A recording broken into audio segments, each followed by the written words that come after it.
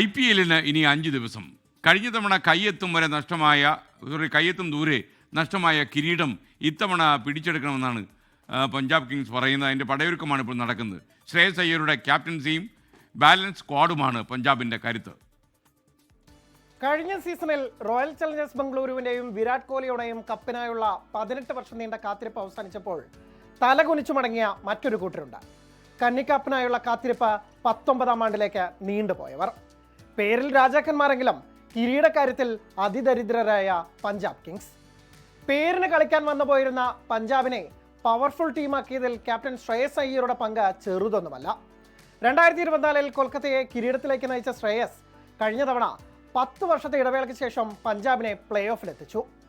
ക്യാപ്റ്റനായും ബാറ്ററായുമുള്ള ശ്രേയസിന്റെ പ്രകടനം തന്നെയാകും ഇത്തവണയും പഞ്ചാബ് കുതിപ്പിന്റെ ഇന്ധനം.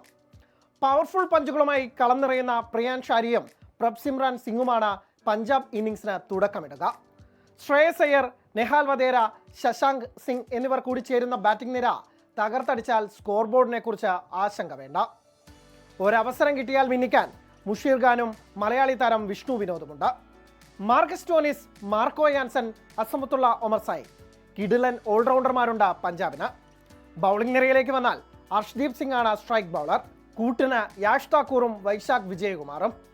സ്പിൻ നിരയെ നയിക്കുന്നതാകട്ടെ IPL ചരിത്രത്തിലെ തന്നെ എക്കാലത്തെയും മികച്ച വിക്കറ്റ് വേട്ടക്കാരനായ യുസ്വേന്ദ്ര ചഹലാണ്. അനുഭവ സമ്പത്തിന്റെ കുറവുണ്ട് പഞ്ചാബ് നിരയിൽ. കഴിഞ്ഞ തവണ പ്ലേ ഓഫിൽ മുംബൈയോട് ശ്രേയസിന്റെ ഒറ്റയാൾ പോരാട്ടത്തിൽ അത് മറികടന്നെങ്കിലും ഫൈനലിൽ RCBക്ക് മുന്നിൽ വീണു. ഇത്തവണ അതിന് പരിഹാരം കണ്ടെത്താനായാൽ ടീമുടമ പ്രീതി സുണ്ടയുടെ കപ്പിനായുള്ള കാത്തിരിപ്പിനും അവസാനമാകും. ലോകത്തെവിടെയായാലും ഏത് സമയത്തും 24 വാർത്തകളും ഓഗ്മെന്റഡ് റിയാലിറ്റി പാക്കേജുകളും എക്സ്പ്ലെയിനറുകളും വിശദമായി കാണാൻ ഞങ്ങളുടെ YouTube ചാനൽ നിങ്ങൾക്ക് സബ്സ്ക്രൈബ് ചെയ്യാം.